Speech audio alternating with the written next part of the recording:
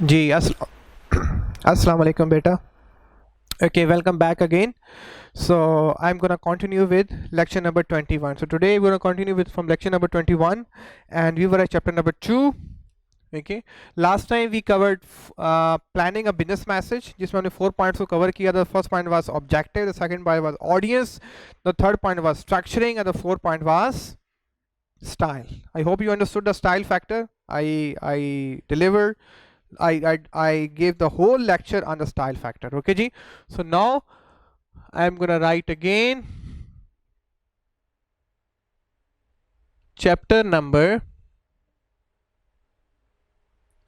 2.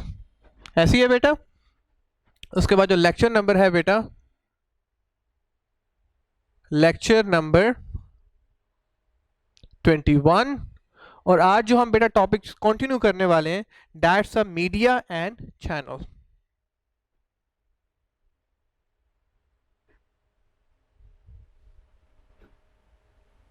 Media and channel. और ये topic क्या है बेटा? 2.3 मीडिया एंड चैनल. ठीक है जी, media and channels, media and channels जी. सो मेरे साथ रहें बेटा. ओके, पहले मैं words by word go through करूंगा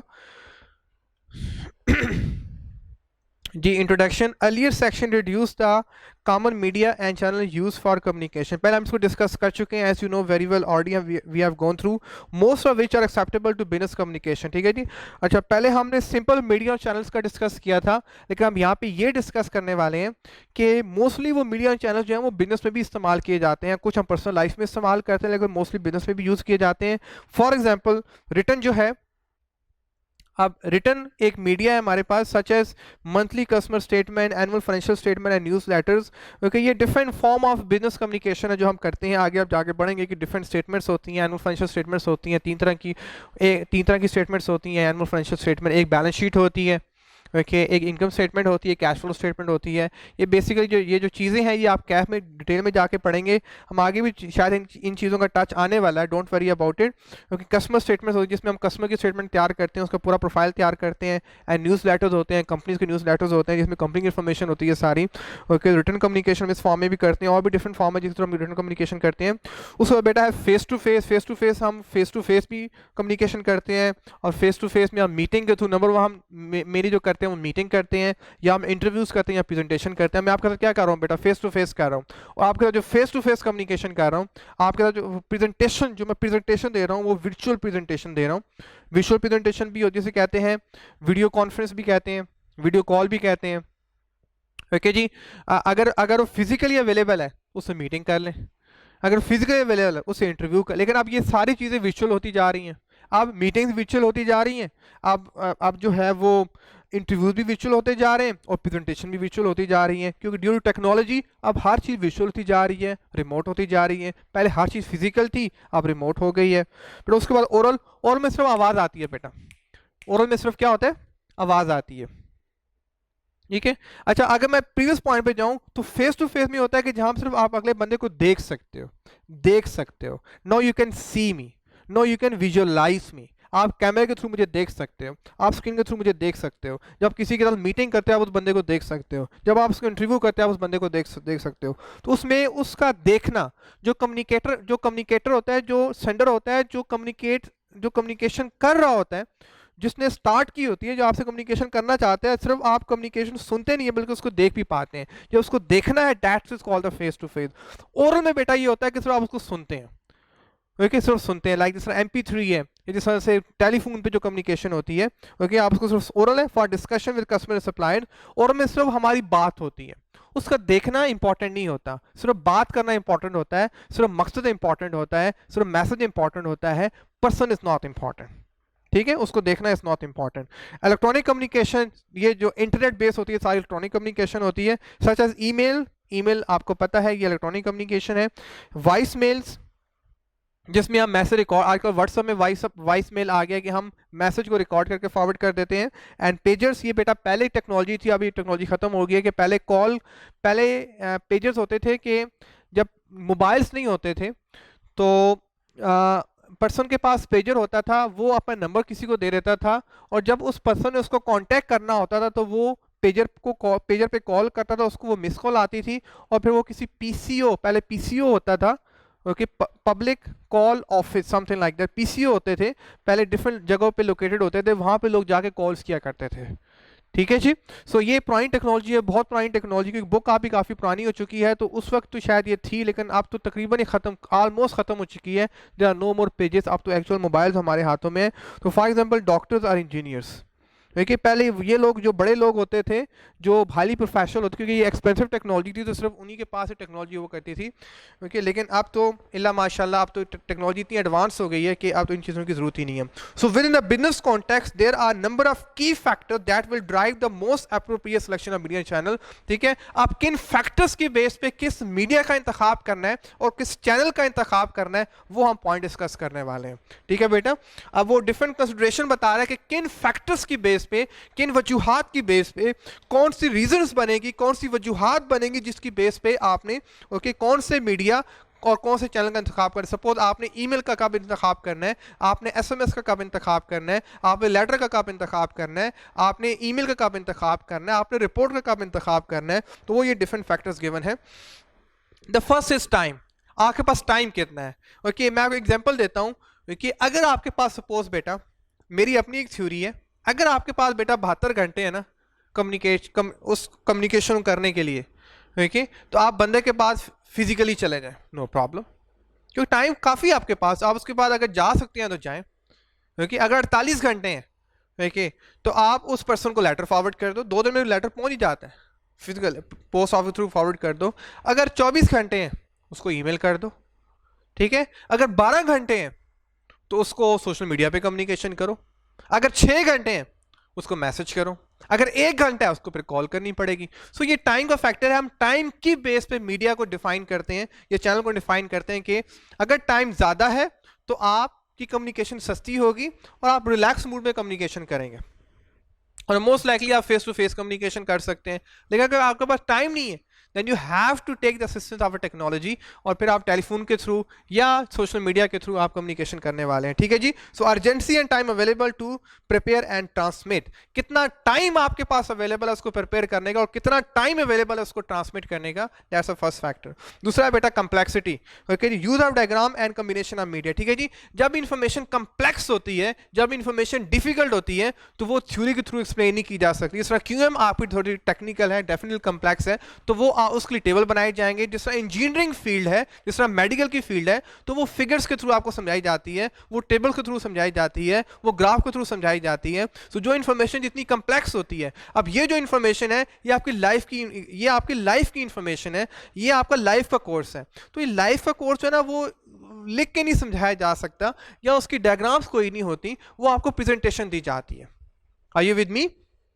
लेकिन जिस तरह से आपका आईटी का है, तो वो आपको साथ वो सारा दिखाया जाएगा, आपको मल्टीमीडिया पे सारा दिखाया जाएगा। ठीक है, जिस तरह क्यूएम है तो वो आपको दिखाई जाएगी। लेकिन इंग्लिश में भी आपको मोस्टली लेक्चर्स ही मिल रहे होंगे, उसमें हाँ जो सेंटेंस स्ट्रक्चरिंग है वो टफ है, वो आपको लिखा के समझाई जाएगी।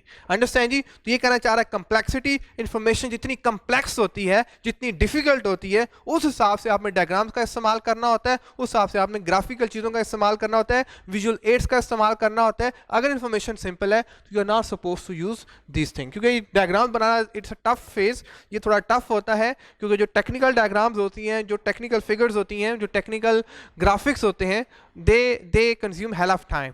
तो ये तभी बनाए जाते हैं जब उनकी जरूरत होती है। Written record, consider the need for a audit trail. ठीक है जी, जहां में भी बेटा आपको प्रूफ चाहिए, जब आप बिजनेस में बोल के बात करते हैं तो उसका कोई रिकॉर्ड अवेलेबल नहीं होता। हाँ, अगर उसको आप वीडियो रिकॉर्ड कर रहे हैं दैट्स फाइन, क्योंकि पहले टेक्नोलॉजी नहीं थी तो पहले रिटन कम्युनिकेशन ज़्यादा होती थी। आजकल हम इंपॉर्टेंट कम्युनिकेशन बोल के भी कर देते हैं, क्योंकि अब हमारे पास उसका रिटन रिकॉर्ड अवेलेबल है। ठीक, सॉरी, अब जो वीडियो रिकॉर्ड अवेलेबल है, जब हम उसकी वीडियो रिकॉर्डिंग करते हैं तो उसका वीडियो रिकॉर्ड अवेलेबल है। ठीक है, लेकिन पहले बेटा ये चीज़ें अवेलेबल नहीं थी। जब पहले अवेलेबल नहीं थी, ओके, तो पहले हम रिटन कम्युनिकेशन ज़्यादा करते थे। Are you with me? So बेटा होता है ऑडिट ट्रेल, ये होता है कि जब हम कोई कम्युनिकेशन करते हैं तो उसका हमें प्रूफ चाहिए, वो जो प्रूफ है that is called the audit trail. Are you with मी?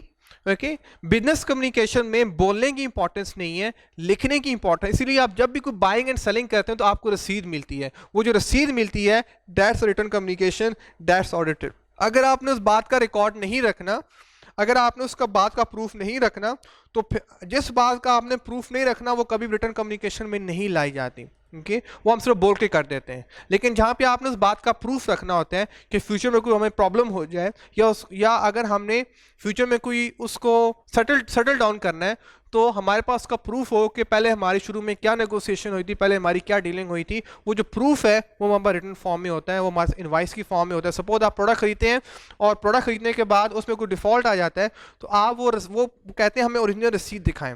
वो रसीद होना लाजमी है। अगर रसीद नहीं होगी तो आपकी प्रोडक्ट ना रिप्लेस हो सकती है, ना उसको वो उसकी सर्विस को कैटर करेंगे। ठीक हो गया बेटा। उसके बाद है बेटा sensitivity. How would a letter be receive compare to face to face discussion particular delivered bank. ठीक है जी। अच्छा, सेंसिटिविटी बेटा होती है कि अगर आपकी इंफॉर्मेशन सेंसिटिव है, अगर आपकी इंफॉर्मेशन हसास है, अगर आपकी इंफॉर्मेशन दूसरे की इस्लाह के लिए है, अगर आपकी इंफॉर्मेशन में कोई बैड न्यूज़ है, तो वो लेटर के थ्रू कभी फॉरवर्ड नहीं की जाती, वो हमेशा फेस टू फेस करनी चाहिए। आई एम अगेन सेइंग, अगर आपकी information got some negative news, अगर आपकी information got some sensitive news, उसमें कोई ऐसी बात है कि जो बड़ी पर्सनल हो सकती है, ओके, और वो जो है ना उसके लिए प्रॉब्लम क्रिएट कर सकती है, या उससे आपका कस्टमर आपसे अनॉइड है या अनॉइड हो सकता है, तो वहाँ पर उसको फेस टू फेस बुलाना होता है। और हम आगे डिस्कस करेंगे कि ये कम्युनिकेशन किस तरह डिटेल फॉर्म में की जाती है। यहाँ पे सिर्फ आपके बताने का मकसद, यहाँ पे सिर्फ आपने ये अंडरस्टैंड करना है बेटा कि जब भी इंफॉर्मेशन सेंसिटिव होगी तो वो आपने फेस टू फेस करनी है, वो आप पर्सनली जाके करनी है, उसको कॉल कर दें या ठीक है, वो आपने रिटर्न फॉर्म में नहीं करनी। जो न्यूट्रल इंफॉर्मेशन है, जो पॉजिटिव इंफॉर्मेशन है, वो तो आप कर सकते हैं, लेकिन जब आपने किसी को परसुएट करना है, या को आपने नेगेटिव बात डिलीवर करनी है, या आपने कोई वेरी इंपॉर्टेंट ऐसी बात डिलीवर करनी है कि जो उस पर बहुत इम्पैक्ट डाल सकती है नेगेटिवली, तो आपने उसको फेस टू फेस करना है। ठीक है। उसका बेटा कॉस्ट है, एम्प्लॉय टाइम इज एक्सपेंसिव। ठीक है, कॉस्ट। ओके, अब एक कम्युनिकेशन है, सपोज आपको इन्फॉर्म करना है बेटा, आई कैप ने आपको इन्फॉर्म करना है, राइज ने आपको इन्फॉर्म करना है। एक तरीका तो बेटा ये है कि हर स्टूडेंट को हम कॉल करें। सपोज देयर आर 300 स्टूडेंट्स, हर स्टूडेंट को हम कॉल करें। अब जस्ट थिंक अबाउट कि हर स्टूडेंट को जब हम कॉल करेंगे तो कितना एक्सपेंस इंक्रीज होगा, कितना टाइम लगेगा एम्प्लॉय का। ऑन द अदर हैंड एक एसएमएस डिफाइन करें, और वो एक एसएमएस जो है वो सारे स्टूडेंट्स को फॉरवर्ड कर दें, और एक एसएमएस में कितना टाइम लगता है, मैक्सिमम 5 मिनट्स, मैक्सिमम 10 मिनट्स, और वो सबको जो फॉरवर्ड करेंगे उसमें कितना टाइम लगेगा। देखिए विद इन 10 मिनट्स आप 300 स्टूडेंट्स को मैसेज फॉरवर्ड कर सकते हो। लेकिन अगर हर स्टूडेंट को आप लेटर फॉरवर्ड करना शुरू कर दो, या हर स्टूडेंट को आप कॉल करना शुरू कर दो, तो just think about how much time it will take. क्योंकि एम्प्लॉय जो अपने सैलरी लेता है वो टाइम की लेता है, वो जितना टाइम वहां पे लगाता है वो अपने टाइम की ही सैलरी ले रहा होता है एक्चुअली। ठीक है जी। तो उसके टाइम को सेव करना होता है कि वो वाला मीडियम का इंतखाब करे, वो वाले चैनल का इंतखाब करे कि उस मीडियम के बाद उसका टाइम भी सेव हो, उसकी प्रोडक्टिविटी कई गुना बढ़ जाए, उसकी परफॉर्मेंस कई गुना बढ़ जाए। तो ये चीज देखनी होती है। उसके बाद है बेटा interaction. If there is need for instant feedback and spontaneity, इधर नीड फॉर, ठीक है जी, ओके जी। अगर आपको फौरन फीडबैक चाहिए, या अगर आपको feedback, if you are more concern about the feedback, ठीक है, तो आपको कौन सी कम्युनिकेशन करनी है, मुझे बताएं। अगर आपको फौरन फीडबैक रिक्वायर्ड है तो आपने कौन सी कम्युनिकेशन करनी है, बताएं बेटा। देखिए, आपको फौरन फीडबैक चाहिए तो आपको फेस टू फेस कम्युनिकेशन करनी है। कौन सी कम्युनिकेशन करनी है, फेस टू फेस। क्योंकि जब फेस टू फेस कम्युनिकेशन करते हैं तो अगले बंदे के एक्सप्रेशन आपको फौरन नजर आ रहे होते हैं, व्हाट इज हैपनिंग। ठीक है। तो ये कहना, if there are need for instant feed, अगर आपको इंस्टेंट फीडबैक चाहिए तो फिर आप ईमेल के थ्रू कम्युनिकेशन नहीं कर सकते, फिर आप लेटर के थ्रू कम्युनिकेशन नहीं कर सकते, फिर आप रिपोर्ट के थ्रू कम्युनिकेशन नहीं कर सकते। अगर आप लेटर के थ्रू कम्युनिकेशन 2 दिन लगेंगे उसको पहुंचने में, फिर वो जवाब देगा उसमें टाइम, तो आपका फीडबैक बड़ा डिले होने वाला। अगर ईमेल आप करेंगे तो पता नहीं कब उसको गो थ्रू करेगा। लेकिन अगर आप उसको कॉल कर देते हैं, या अगर आप उससे पर्सनली जाके मिल लेते हैं, तो आपको फौरन फीडबैक मिलेगा। जैसे अगर आप किसी को ऑफलाइन मैसेज फॉरवर्ड करते हैं तो I don't know, okay, you don't know कि वो उसको कब गो थ्रू करेगा, लेकिन अगर जब ऑनलाइन होगा तो उसको फौरन गो थ्रू कर लेगा। तो ये कहना चाह रहा है, ये डिपेंड करता है कि आपको इंस्टेंट फीडबैक और स्पॉन्टेनिटी होता है कि आपको फौरन फॉरन spontaneity at the same time आपको उसका रिस्पॉन्स चाहिए. अगर आपको at the same time response चाहिए तो you have to go for the face to face communication, और at least you have to make a call, you get a quick feedback. उसके बाद है बेटा oral and face to face communication. आपको बता दिया था ओरल होता है सिर्फ आपका बोलना, और फेस टू फेस जब हम बोलते हैं, जिस मैं आपसे बात कर रहा हूं, तो आप जब मैं आपसे बात कर रहा हूं तो you can look upon me, you can see me as well. ठीक है बेटा. So oral and face to face communication. So the benefits of effective face to face communication include the generation of new ideas. ठीक है, अब benefits बता रहे हैं किसके, फेस टू फेस कम्युनिकेशन के, कि जब फेस टू फेस कम्युनिकेशन करते हैं, जब आमना सामना होता है, जिस तरह आप मुझे देख रहे हैं, मैं तो आपको ऐसा नहीं देख पा रहा, तो ये यहाँ पे थोड़ा सा ये फैक्टर है. ओके, लेकिन जब आप बिल्कुल आमने सामने होते हैं, जब स्टूडेंट आपके सामने बैठे होते हैं, तो फिर क्या बेनिफिट होते हैं. ओके, दोनों साइड पे क्या बेनिफिट्स हो सकते हैं. जब कस्टमर से आप मिलते हैं तो आपको क्या बेनिफिट हो सकते हैं, उसको क्या बेनिफिट हो सकते हैं. सो generation of new ideas. Okay, जब फेस टू फेस होते हैं तो न्यू आइडियाज जनरेट होते हैं, क्योंकि वो आपको कुछ नया बता रहा होता है, ओके, या आप उससे कुछ नया सीख रहे होते हैं. ऐसा ही है ना. तो न्यू आइडियाज, समथिंग न्यू, आपके एग्जिस्टिंग नॉलेज में कुछ नया ऐड अप हो रहा होता है. न्यू आइडियाज मीन कोई नए ख्यालात जनरेट होते हैं, कोई नई बात का आपको पता चलता है. ठीक है. इंस्टेंट फीडबैक, आपको जो फीडबैक मिल रहा होता है वो फौरन, पंजाबी बोलते हैं दसी फीडबैक, अंडरस्टैंड. तो आपको फौरन फीडबैक मिल रहा होता है उसके ऊपर. Okay, corporate and instant feedback and exchange of views, फौरन आप अपने व्यूज को एक्सचेंज कर सकते हैं. जिस तरह मैं आपके साथ कर रहा हूँ, if you would be in a physical class, तो आप भी फौरन मुझे क्वेश्चन पूछ सकते थे कि सब इसको बताएं, इसका क्या मतलब है, इसका क्या मतलब है, लेकिन यहाँ पे भी पॉसिबल नहीं है. कॉर्पोरेशन, कोऑपरेशन के आपस में कोऑपरेट करके हम चलते हैं. जिस तरह से आप मेरे से कोऑपरेट कर रहे होते हैं, मैं आपसे कोऑपरेट कर रहा हूं. अभी भी राइट, तो हम कोऑपरेशन में हैं कि आप मेरे से कोऑपरेट कर रहे हैं और मैं आपसे कोऑपरेट कर रहा हूं. And rapid dissemination of information बड़ी जल्दी डिलीवर होती है. फेस टू फेस बेटा इन्फॉर्मेशन बहुत जल्दी डिलीवर होती है. आपने जो कहना है, आपका फेस ही बता देता है कि आप क्या क्या, क्या कहना है. अगर आपको गुस्सा आ रहा है तो आपके कान रेड होना शुरू हो जाएंगे, आपका फेस बताएगा कि you are becoming angry. Okay, अगर आप हैप्पी होंगे तो आपकी स्माइल बताएगी कि you are feeling good, you are feeling happy. Okay, so ये कहना चाह रहा है कि rapid dissemination of information होती है face to face में. However, for it to work, people need to know the reason for the discussion. ये सारे काम उसी वक्त होंगे जब वो दोनों एक पेज पर होंगे, दोनों की डेस्टिनेशन या मंजिल एक होगी most of the time. However, for it to work, people need to know the reason for discussion. इसको डिस्कस क्यों किया जा रहा है, इसको सुना क्यों जा रहा है, इसको सुनाया क्यों जा रहा है, इसको पढ़ा क्यों जा रहा है, इसको पढ़ाया क्यों जा रहा है, ये आपको पता होना चाहिए. Actually be able to communicate and also have the discussion effectively led. Be able to communicate and also have the discussion effectively. ठीक है जी. और उनमें कैपेबिलिटी भी होनी चाहिए. Actually be able to communicate, वो उस काबिल भी हो, उस एबल भी हो, उसमें इतनी उसमें इतनी एबिलिटी हो, ओके, उसमें इतनी कैपेबिलिटी हो कि वो उसको एक्चुअली कम्युनिकेट कर भी सके. And also have the discussion effect, और उसको डिस्कशन को आगे लेके भी जा सके. जिस तरह अभी हम लेक्चर नंबर 21 पे पहुंच गए, तो लेक्चर नंबर 21 तक मैं आपको लीड कर रहा हूँ, मैं आपको लेके चल रहा हूँ. तो ये नहीं कि सिर्फ एक लेक्चर पढ़ा के बाद में आप जो है ना वो डिस्कस ही ना कर सकें, तो आपको एंड तक उसको लेके चलना होता है. एंड तक लेके चलना जो है वो that is called the land. ठीक है बेटा. तो that was the benefit of face to face communication. I hope you understood. उसके बाद जो मैं मूव कर रहा हूँ बेटा लिसनिंग स्किल्स के ऊपर कर रहा हूँ कि लिसनिंग स्किल्स का आपकी जिंदगी पे क्या इंपैक्ट होता है. फेस टू फेस का तो हमें डिस्कस कर लेंगे, उसमें इंस्टेंट फीडबैक होता है, जनरेशन ऑफ न्यू आइडियाज होता है, रैपिड डिसिमिनेशन ऑफ इंफॉर्मेशन होती है. ओके जी. और उसमें एक्सचेंज ऑफ व्यूज बड़े क्विक होते हैं. ओके, और इसमें हम जो डिस्कस करते हैं फेस टू फेस, जब तक हमारा कोई मकसद नहीं होता, हमारा कोई पर्पस नहीं होता, हमें पता होना चाहिए कि हम बिजनेस कम्युनिकेशन में किसी के साथ फेस टू फेस हो रहे हैं, मीटिंग कर रहे हैं, तो क्यों कर रहे हैं, मकसद क्या है, एजेंडा क्या है, पर्पस क्या है, वो चीज़ें क्लियर होनी चाहिए. वो चीज़ें जितनी क्लियर होंगी और जितना अच्छे वे में आप कम्युनिकेट कर पाओगे, इतनी अच्छी फेस टू फेस कम्युनिकेशन होगी. आई hope you understood. Now I moving toward the listening skill. मैं कहता हूँ बेटा, बल्कि इस यूनिवर्सल ट्रूथ, सबसे जो इंपॉर्टेंट कम्युनिकेशन होती है आपकी जिंदगी में बेटा, सबसे इंपॉर्टेंट कम्युनिकेशन जो होती है वो लिसनिंग स्किल्स होती है. अंडरस्टैंड. जो सबसे इंपॉर्टेंट कम्युनिकेशन आपकी लाइफ में बेटा वो कौन सी है, वो लिसनिंग स्किल है. बेटा इस बात को याद रखिए, क्योंकि लिसनिंग स्किल ही है कि जो आपको कहां से कहां ले जाती है. ये लिसनिंग स्किल ही थी कि आप सीए तक पहुंच गए. ये लिसनिंग स्किल ही होगी कि आप सीए भी कर जाओगे. ये लिसनिंग स्किल ही होगी कि आगे आप जाके इंशाल्लाह आगे फ्यूचर में प्रोग्रेस करोगे, मैनेजर बनोगे, डायरेक्टर बनोगे, सीएफओ बनोगे, सीईओ बनोगे. आप लाइफ में वो अचीव करोगे जो आप अचीव करना चाहते हो. That is mainly because of the listening. अभी आप लिसनिंग करोगे, और जितना अच्छा मेरे लेक्चर को लिसन करोगे इतना ही अच्छा जो है वो आप अपना पेपर पास कर पाओगे, आप बीसी को अंडरस्टैंड कर पाओगे। So listening skills, presentation and body language all impact on face to face communication, ठीक है जी, पर्टिकुलरली बिटवीन अनफैमिलियर पीपल। अब लिसनिंग स्किल में बेटा लिसनिंग आप मुझे लिसन कर रहे हो, अब लिसनिंग स्किल में जो ज़्यादा चीज़ें इंपॉर्टेंट है, how you present, how I am presenting to you, मैं दिखने में कैसा लग रहा हूँ, मेरी ड्रेसिंग कैसी है, ये सब चीज़ें काउंट होती हैं उसमें। ओके, प्रेजेंटेशन काउंट होती है, हाउ यू प्रेजेंट, क्या आप प्रेजेंट कर सकते हैं।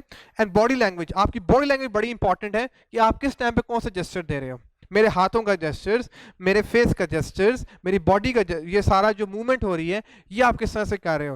Okay, so presentation and body language will impact on face to face communication particularly between unfamiliar. जो लोग आपस में, जिस तरह आप मेरे से इतने फैमिलियर नहीं, पहले लेक्चर में आप इतने मुझसे फैमिलियर नहीं थे, अभी भी आप में से इतने फैमिलियर अभी तक नहीं अभी हो रहे हैं आप, ठीक है। तो आप जो ज़्यादा जिन चीज़ों पे फोकस कर रहे हैं, मेरी बॉडी लैंग्वेज पे फोकस कर रहे हैं, मेरी प्रेजेंटेशन पे फोकस कर रहे हैं। एक बात याद रखना, आप लोगों की मोस्टली लिसनिंग स्किल पे कम फोकस करते हो, उनके मैसेज पे कम फोकस करते हैं, how they are delivering their message उस पर ज़्यादा फोकस कर रहे होते हैं। तो यहाँ पे ये पॉइंट कहना चाह रहा है। उसके बाद बेटा, good listener demonstrate the following, जो अच्छे लिसनर होते हैं वो ये डिमॉन्स्ट्रेट करते हैं, retain an open mind, avoiding biasness and judgement, ठीक है जी।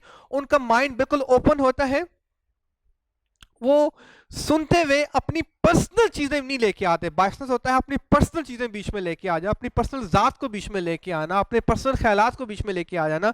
इसे कहते हैं जीरो लाइन थ्योरी, कि सुनने से पहले हमेशा अपने माइंड को बिल्कुल एम्प्टी रखो। मैं लेक्चर सुन रहे हो, कभी ये ना बोलो कि मुझे तो पहले ही पता है, ये तो बड़ा आसान है। अच्छा जो सुनने वाला होता है वो हमेशा अपने माइंड को एम्प्टी रखता है, कहता है मुझे कुछ नहीं पता, क्योंकि जब वो अपने माइंड को बिल्कुल जीरो पे रखता है, इसे कहते हैं जीरो लाइन, जब अपने को बिल्कुल जीरो पे रखता है तो फिर उसी चीज में उसको ऐसे ऐसे ख्यालात आते हैं कि वो उसको बहुत आगे हेल्प आउट करते हैं। अगर वो पहले ही बोलेगा कि मुझे ये चीज़ आती है, या यार ये चीज़ तो बहुत सिंपल है मैं कर लूंगा, that is gonna get problem. तो कहना चाह रहा है कि retain an open mind, avoiding biasness and judgement. वो ये नहीं कहता कि यार ये अगला बंदा जो है, अगर सपोज आप मलिक हैं, आप जट हैं, आप चौधरी हैं, अगला बंदा बोलने वाला राजपूत है, या वो जो है वो और कौन कौन जात है बेटा, अराई है, ठीक है, या भट्टी है। ओके, आप बोलोगे यार मैं तो जट हूँ, वो अराई है, दोनों की आवाज़ वैसे बड़ी लगती होगी, बोलेगा मैं इसकी बात क्यों सुनूं, ठीक है। अब बिजनेस कम्युनिकेशन है बेटा। ओके, आप सपोज आप मुसलमान हैं या आपको कोई और रिलीजन है, अगला बंदा आपके रिलीजन का नहीं, आप बोलो कि मैं बात क्यों सुनूं। भाई आपने बिजनेस करना है, बिजनेस में आपने प्रोडक्ट सेल करना है, अगला बंदा जो भी हो आपको उससे क्या गर्ज है।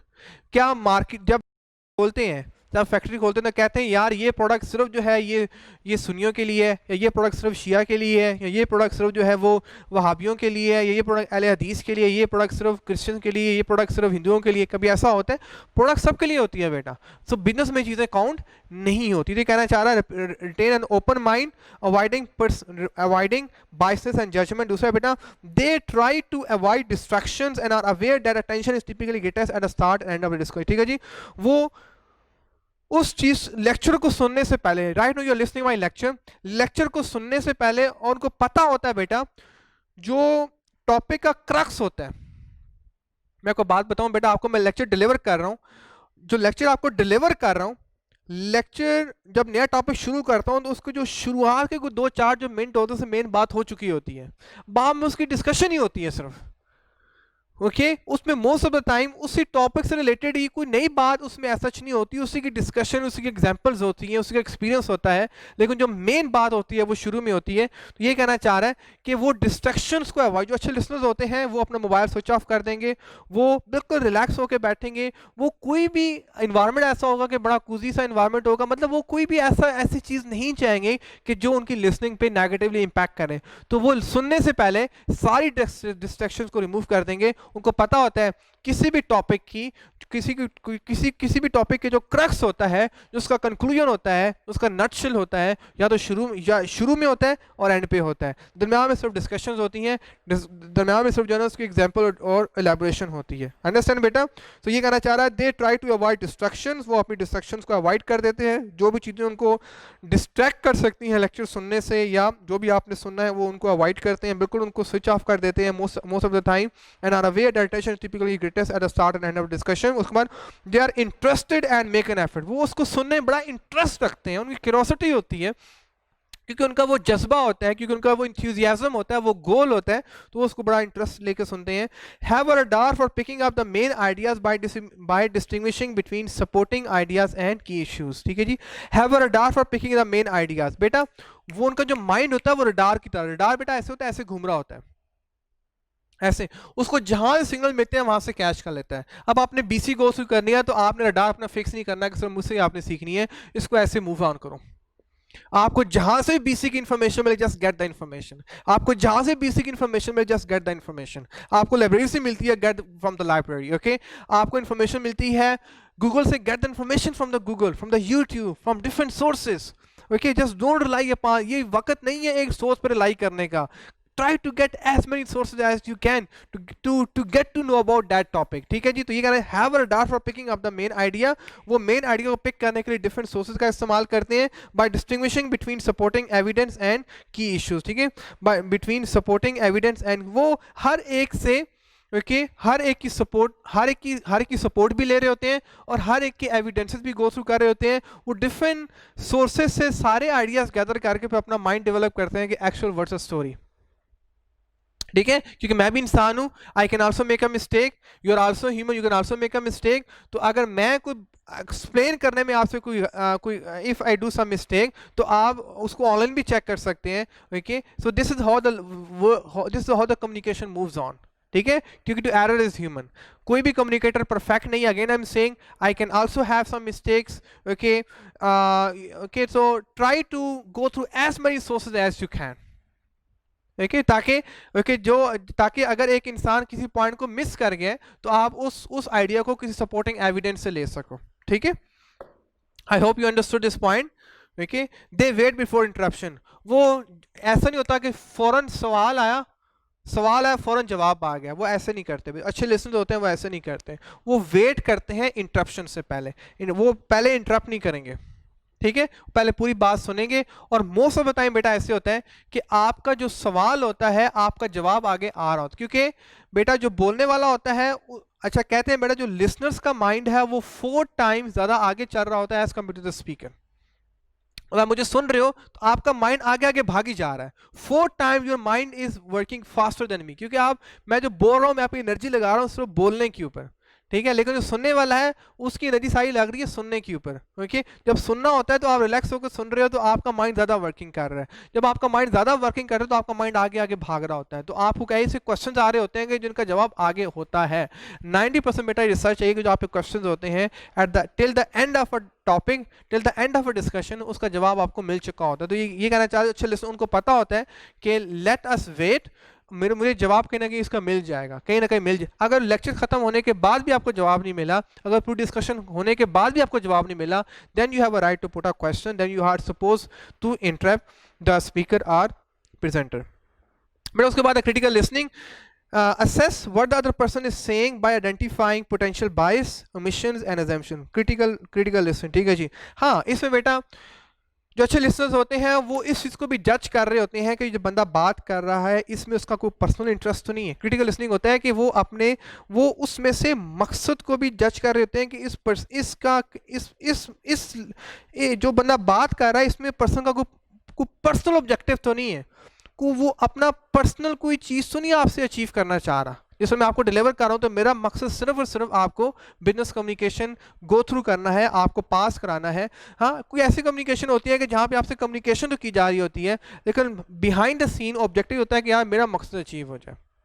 ठीक है, तो ये जो अच्छे लिसनर्स होते हैं वो ये चीज़ को क्रिटिकली जज कर रहे होते हैं कि कहीं बंदा गोली तो नहीं करा रहा, कि बंदा अपना मकसद अचीव नहीं करना चाह रहा, कि इसका अपना पर्सनल ऑब्जेक्टिव तो नहीं है बीच में। तो critical listening assess what other person is saying by identifying potential bias. इसमें वो अपना कोई बायस तो ऐड नहीं कर रहा, अपनी कोई उसमें अना तो ऐड नहीं कर रहा, अपना कोई पर्सनल जो है वो ऑब्जेक्टिव तो नहीं ऐड कर रहा। ओमिशन एंड अजम्पशन को जानबूझ के वो चीज़ें ओमिट तो नहीं कर रहा, और अजम्पशन वो ऐसी अजम्पशन बता रहा है कि जो उसकी हद तक तो ठीक हो सके लेकिन प्रैक्टिकली वो एप्लीकेबल नहीं है। इन चीज़ों को वो जज कर रहे होते हैं। तो आप अच्छे लिसनर्स हैं तो आप जब भी लिसनिंग करें आप क्रिटिकल लिसनिंग को किया करें, सिर्फ लिसनिंग ना। लिसनिंग होता है कि आप हर चीज़ को लिसन कर रहे हैं, क्रिटिकल होता है कि सिर्फ आप उस चीज़ पे फोकस करते हो कि जो आपको लगता है कि जो आपको ज़िंदगी में आगे हेल्प आउट करेगा। That is called the critical listening. But उसके बाद है they are prepare to listen and have made an active decision to focus on grasping the main concept. They are prepared, वो सुनने से पहले प्रिपेयर्ड होते हैं। मतलब प्रिपेयर्ड होता है बेटा, ये नहीं कपड़े छपड़े पहन के और प्रिपेयर्ड हो के, वो मेंटली प्रिपेयर होते हैं यार I am going to listen this lecture now. अब मैंने 1 घंटा लेक्चर को सुनना है, मुझे बीच में कोई डिस्ट्रैक्शन नहीं चाहिए, देखिए मुझे कोई और दूसरा ख्याल नहीं चाहिए। I have to listen, I have to listen. वो लिसन करने से पहले अपने को फुली प्रिपेयर करते हैं and have made an active decision to focus on grasping, और बड़ी एफर्ट करके बड़ी मेहनत करके मेन मैसेज को ग्रैब करते हैं। The last point is the last bullet point in the listening skill is they often take notes, although be careful as this can distract from the listening। ठीक है, वो notes ले रहे होते हैं ओके लिसनिंग के दौरान। ओके कुछ लोग हैं जो हर वक्त नोट्स ही ले रहे होते हैं। ठीक है, अब बेटा आपका माइंड एक वक्त में, याद रखना, आपका माइंड एक वक्त में एक ही चीज पे फोकस कर सकता है, या राइटिंग पे फोकस कर लो या लिसनिंग पे फोकस कर लो। जब आप लिख रहे होते हैं तो मोस्ट ऑफ द टाइम उस लिखने के दौरान जो स्पीकर बात कर रहा होता है आप वो स्किप कर जाते हो। ठीक है, तो जब आप लिख रहे होते हो तो आप केयरफुल हो जाओ कि आप सिर्फ उसी बात को लिखो, की वर्ड्स को लिखना होता है, हर एक बात को लिखना होता है। अब तो बेटा वीडियो रिकॉर्डिंग्स अवेलेबल है, ऑडियो रिकॉर्डिंग अवेलेबल है, अब तो लिखने की जरूरत ही नहीं है। आप अपना मोबाइल पे आप उसको रिकॉर्डिंग पे लगा दें, if you miss certain point आप उसको दोबारा सुन सकते हो। ओके, ताकि आपका जो फुली कंसंट्रेशन जो है वो लिसनिंग के ऊपर आ जाए। ठीक है बेटा, so note that listening skill are discuss at length in an earlier chapter. पहले हम लिसनिंग को डिस्कस कर चुके हैं और आगे भी करते रहेंगे, बार बार करते रहेंगे, क्योंकि आपकी कम्युनिकेशन में जो सबसे इंपॉर्टेंट पॉइंट है वो कौन सा है बेटा, वो लिसनिंग का पॉइंट है। तो इसको बार बार discuss, don't worry about it. So I am done till here about the listening part. Now I moving for the next topic and the next topic is the meetings. Okay बेटा, so बेटा meeting हमने बड़ी हवा कोई चीज बनाई हुई होती है, पता नहीं मीटिंग क्या होती है। सिंपली बेटा मीटिंग ये होती है कि जब आप प्रोफेशनली मकसद के तहत किसी पर्सन को मिल रहे होते हो, you are meeting with some person, minimum 2 person are required and maximum unlimited. Minimum 2 person and maximum unlimited. Okay जी, सो जब भी आप किसी पर्सन के साथ किसी मकसद, जिस तरह आप दोस्त के साथ बैठ के पढ़ाई कर रहे हो तो आप आपस में मीटिंग कर, मतलब कि मकसद के तहत है ना। जब जहाँ पे भी कोई पर्पस डिफाइन हो जाता है, जहाँ पे भी कोई मकसद डिफाइन हो जाता है, जहाँ पे भी कोई मंजिल होती है कि हमने इस चीज़ को अचीव करना है, कि कोई ऑब्जेक्टिव होता है हमने इस चीज़ को अचीव करना है, that is called the meeting. अब मीटिंग बेटा इंटरनल भी होती है और एक्सटर्नल भी होती है। ठीक है, फॉर्मल भी होती हैं और इनफॉर्मल भी होती हैं। ठीक है, हर तरह की मीटिंग्स होती हैं। सो range between the more formal board meetings and annual general meeting. बिना में जो सबसे इंपॉर्टेंट मीटिंग होती है बेटा वो एनुअल जनरल मीटिंग। याद रखना सारी मीटिंग्स इंपॉर्टेंट, लेकिन सबसे जो इंपॉर्टेंट मीटिंग होती है वो बोर्ड की मीटिंग होती है, जहाँ पे सारे डायरेक्टर शेयर होल्डर आपस में मिलते हैं।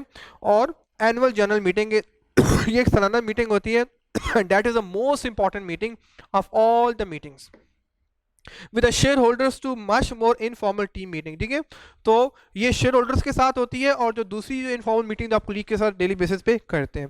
So problem solving and brain storming. ठीक है, कुछ ऐसी मीटिंग्स होती हैं जहाँ पे आप अपने मसले सॉल्व करेंगे। जैसे आप डॉक्टर के पास जाते हैं, आपका मसला है, आप उसके पास अपना मसला सॉल्व करने, that is problem solving meeting. You are with me, कोई मसला है और इस मसले को हल करने के लिए I am with you, that's a problem solving. और ब्रेनस्टॉर्मिंग बेटा ये होता है, ब्रेनस्टॉर्मिंग ये होता है कि brainstorming, yes, any idea brainstorming? Yes, अभी राइट नो आपकी ब्रेनस्टॉर्मिंग हो रही है, अभी राइट नो आपकी ब्रेनस्टॉर्मिंग हो रही है। वो किस तरह से हो रही है कि यू आर ब्रेनस्टॉर्मिंग बेटा ये होता है कि अगले बंदे को सुन के आप उस पर सोचना शुरू करते हो, what he saying, what he saying, what he saying, I have to listen, I have to understand, ठीक है जी। सो ब्रेनस्टॉर्मिंग के आपका माइंड एक लाइक अ स्टॉर्म चल पड़ा है, एक तूफान है कि जो आप एक के बाद दूसरा आइडिया, दूसरे के बाद तीसरा आइडिया, एक के बाद दूसरी बात, दूसरे के बाद तीसरी बात। सो ब्रेनस्टॉर्मिंग मीटिंग बेसिकली ये हमारी जो मीटिंग है इसका जो क्रक्स है बेटा वो ब्रेनस्टॉर्मिंग मीटिंग है। जितनी अच्छी ब्रेनस्टॉर्मिंग आप करोगे इतने अच्छे न्यू आइडिया जनरेट होंगे, जितने अच्छे न्यू आइडियाज जनरेट होंगे इतना अच्छा नॉलेज डेवलप होगा, जितना अच्छा नॉलेज डेवलप होगा इतना अच्छा आप उसको अंडरस्टैंड करोगे, जितना अच्छा अंडरस्टैंड करोगे इतना जल्दी आपका पेपर, इतना अच्छा पेपर आपका सॉल्व होगा और जल्दी आप पास कर जाओगे, ठीक है जी। So this is called the brainstorming meeting. और ब्रेनस्टॉर्मिंग मीटिंग दोबारा वर्ड आगे आ रहा है चैप्टर आई थिंक 8 में, we discuss there in detail. Delegates need to be conscious, delegates need to be conscious of adopting the appropriate style and tone depending on the type of meeting, ठीक है जी। अब कहना ये चाह रहे कि delegates उस मीटिंग में जो पर्सन्स अवेलेबल हैं उनको उस मीटिंग के हिसाब से, उस मीटिंग के डेकोरम के हिसाब से, उस मीटिंग के जवाब, उसके रूल्स एंड रेगुलेशन के हिसाब से अपनी टोन को रखना होता है। जिस तरह से बेटा आप मस्जिद में जाते हैं, वो भी रिलीजियस मीटिंग है, वो मस्जिद के हिसाब से आपकी टोन होगी, मस्जिद के हिसाब से आपकी ड्रेसिंग होगी, ठीक है जी। ओके, आप बॉस के सामने जाते हैं, आप इंटरव्यू के लिए जाते हैं, तो आप खुद सोचेंगे आपकी टोन कैसे होने वाली है, आपकी ड्रेसिंग कैसे होने वाली है। तो it depends upon the nature of a meeting, जैसी मीटिंग होगी उसके मुताबिक आपका स्टाइल होने वाला है, उसके मुताबिक आपकी टोन होने वाली है। आई होप यू अंडरस्टूड, ठीक है बेटा। अच्छा बेटा आगे जो है, अच्छा let me go through media और चैनल में मैं आपको काफ़ी आगे ले गया हूँ। सबसे पहले जी ठीक है, सबसे पहले हमने डिस्कस किया बेटा क्या, मीडिया और चैनल में मुझे लिखना भी साथ साथ चाहिए था, sorry for that, I just forgot to write down. हमने सबसे पहले फैक्टर्स को डिस्कस किया, सबसे पहले बेटा आप किसको डिस्कस किया, फैक्टर्स को डिस्कस किया। और फैक्टर्स हमने कितने फैक्टर डिस्कस किए, 1 2 3 4 5 6, ये फैक्टर डिस्कस कर चुके हैं। उसके बाद जो मैंने डिस्कस किया आपके साथ बेटा वो oral, oral and face to face, ठीक है। उसके बाद हमने ये डिस्कस किया फेस टू फेस कम्युनिकेशन। उसके बाद जो हमने पॉइंट डिस्कस किया बेटा वो था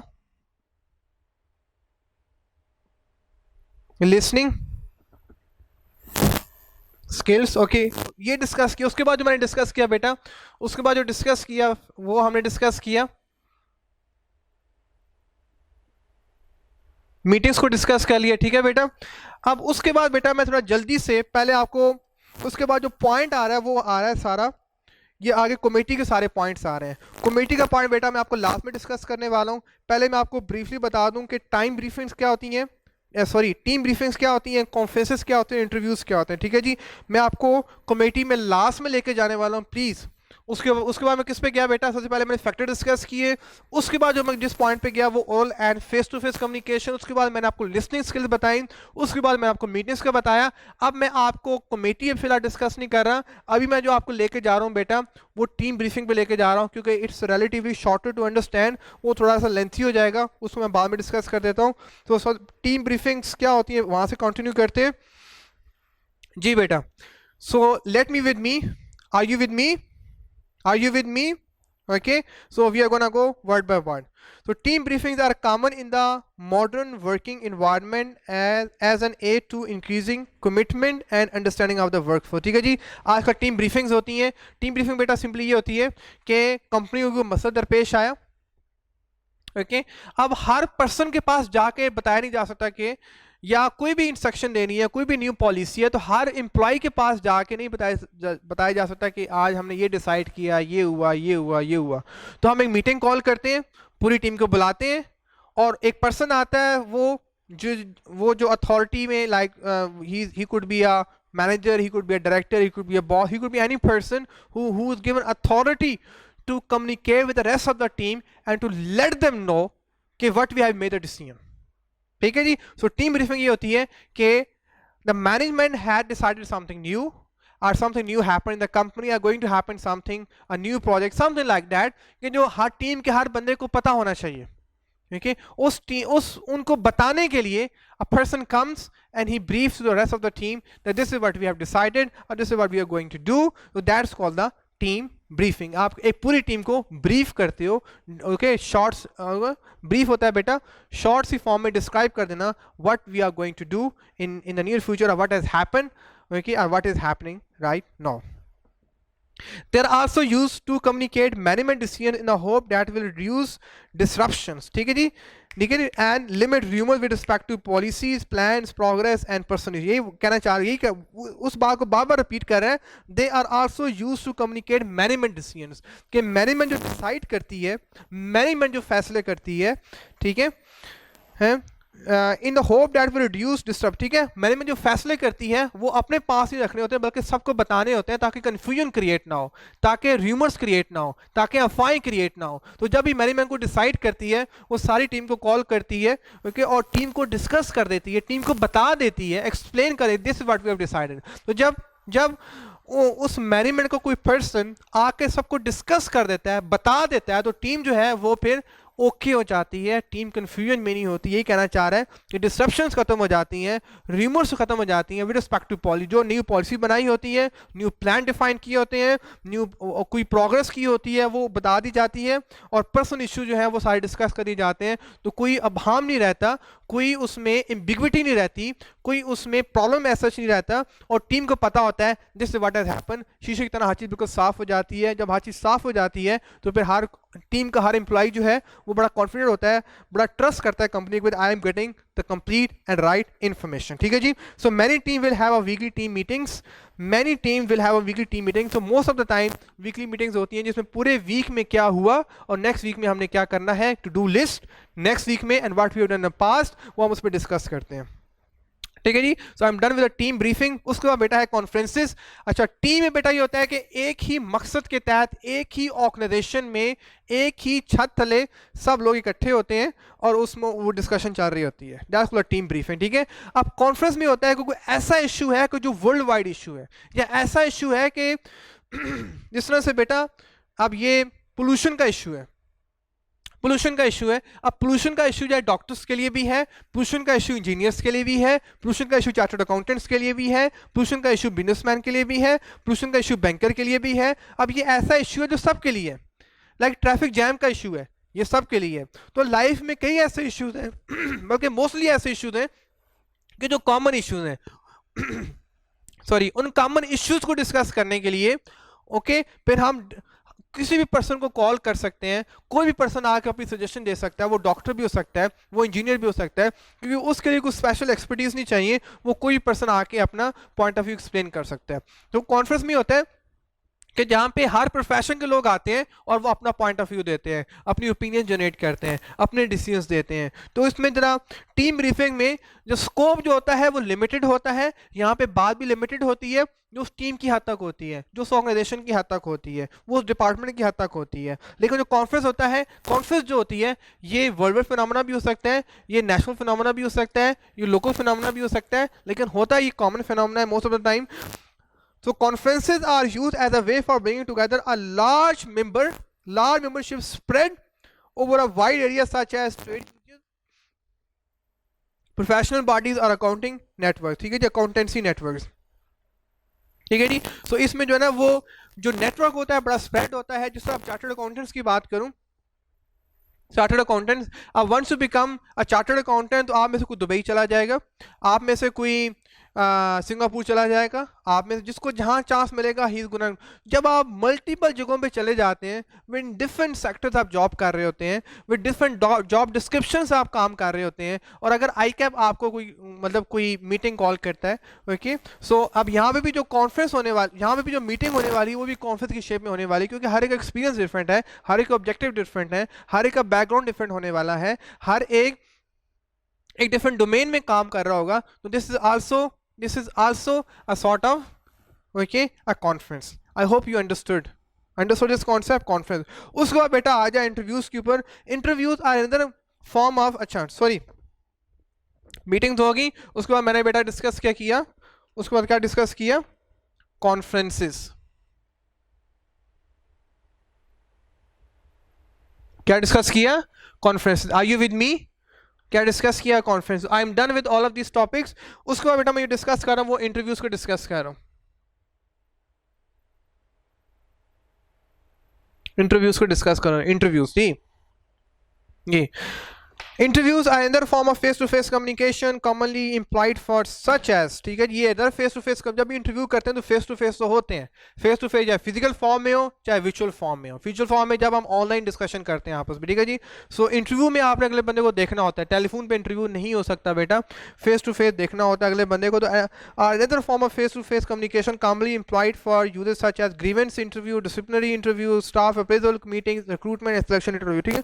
तो there are different sort of interviews होते हैं। सबसे पहला इंटरव्यू जो होता है वो कौन सा होता है? सिलेक्शन इंटरव्यू होता है, ऐसा ही है ना। सबसे पहला सिलेक्शन, सिलेक्शन के बाद रिक्रूटमेंट होता है बेटा। सिलेक्शन के दरमियान में जितने प्रोसेस होता है रिक्रूटमेंट प्रोसेस, जिसमें पहले रिटन टेस्ट भी होते हैं, फिर एक इंटरव्यू होता है, फिर दूसरा इंटरव्यू होता है। तो रिक्रूटमेंट एंड सिलेक्शन के जहाँ पे आपको हायरिंग के परस्पेक्टिव में आपका इंटरव्यू किया जा रहा होता है, ठीक है जी। तो all that process called the recruitment. उसके बाद स्टाफ, जब आपकी हायरिंग हो जाती है तो फिर आपको जज भी तो करना होता है, क्योंकि let have a reverse order, selection, उससे पहले क्या रिक्रूटमेंट, उससे पहले क्या है मीटिंग। आई डोंट नो उसने उसको रिवर्स क्यों कर दिया है, क्योंकि स्टाफ अप्रेजल मीटिंग, कि अब जब उसको हायर कर दिया तो अब वो अपनी जॉब परफॉर्म कर रहा है। अब उसका टाइम टू टाइम हमने अप्रेजल भी करना है कि how good he is performing और how good he is not performing, ठीक है। तो ये जो उसको एनालिसिस करना है और जो उसकी अप्रेजल करनी है, जिसको call the staff appraisal meeting. उसके बाद if during the work he has done something wrong, okay, तो उसको फिर कॉल किया जाता है, उससे पूछा जाता है why you have done this thing wrong, that's called disciplinary meeting. और उससे ग्रीवेंस होता है कि if you got something not good that happening with you in the organization while working there, अगर आप वहाँ पे काम कर रहे हैं और something is not happening as per your expectation, तो that's called the grievance interview. I hope you understood जी। So I am done with the interview part. अच्छा बेटा, इसके बाद ये जो टॉपिक खत्म हो रहा है, इसके बाद बेटा इंटरव्यू वाला पार्ट खत्म हो गया। अब इसने यहाँ पे एक हेडिंग मिस कर दी है। क्या किया इसने? एक हेडिंग मिस कर दी है। आप आगे इसकी हेडिंग लिख सकते हैं, ओके, आप खुद देख लेंगे, आपको हेडिंग पता चल जाएगी हेडिंग क्या बन रही है। Having discuss the most common form of face to face communication above, we can conclude that.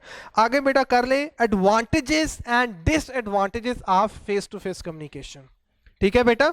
आगे आप यहाँ पे लिख लो, यहाँ पे न्यू हेडिंग डिफाइन कर लो, advantages and disadvantages of face to face communication, ठीक है। उसने हेडिंग को मिस कर दिया आई गेस। अब इंटरव्यू वाला पार्ट खत्म हो गया। अब ये वाला मैं इसको थोड़ा सा रेड की फॉर्म में लिख रहा हूं, क्योंकि अब आपने इसके बाद इसको लिखना है, क्योंकि एडवांटेजेस, बेटा आपको नजर आ रहा है, बेटा आपको नजर आ रहा है, advantages and disadvantages, advantages and disadvantages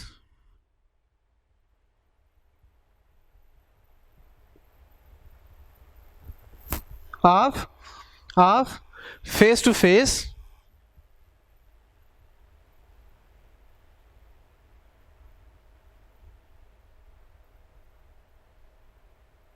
communication, ठीक है जी।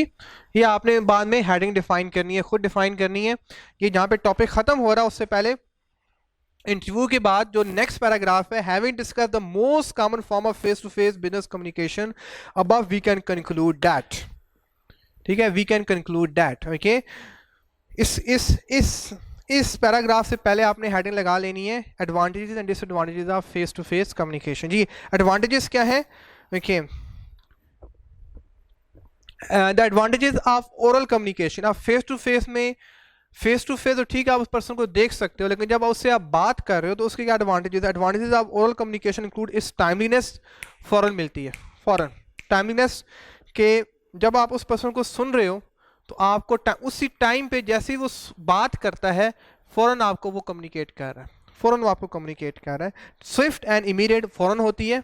फेस टू फेस में जब ओरल कम्युनिकेशन होती है तो फौरन होती है, स्विफ्ट होती है, टाइमली होती है, ठीक है।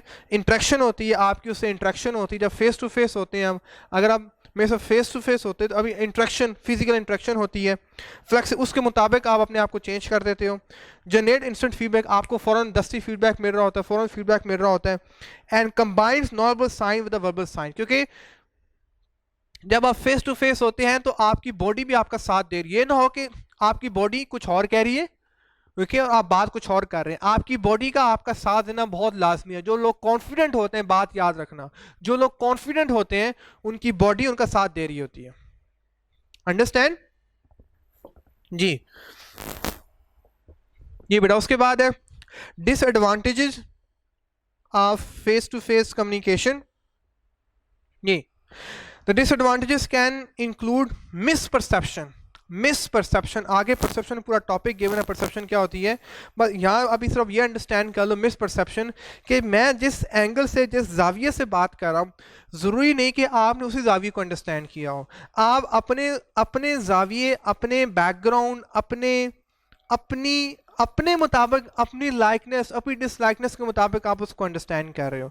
इट इज़ ह्यूमनली इम्पॉसिबल कि 100% दो इंसानों की प्रोग्रामिंग सेम हो जाए। जिस तरह से मैं आपको डिलीवर कर रहा हूँ, जो मेरे अंदर कॉन्सेप्ट्स डिफाइन हुए हैं, वैसे कॉन्सेप्ट आपने नहीं लेने, आपने अपने हिसाब से कॉन्सेप्ट्स को अपने जहन में बिठाना है। ये नेचुरल सी बात है। This is called the misconception, misperception, कि आप की सोचें 100, आपकी डिकोडिंग मेरे मुताबिक 100% डिकोडिंग करीब करीब हो सकती है, अप्रॉक्सीमेट हो सकती है, लेकिन 100% नहीं हो सकती, क्योंकि इंसान बनाया ही नहीं गया to have the same encoding decoding. फरिश्ते हैं वो सेम इनकोडिंग डिकोडिंग करते हैं, लेकिन इंसान इस मकसद के लिए नहीं बनाया गया। हाँ, करीब करीब हम बिल्कुल हो सकते हैं।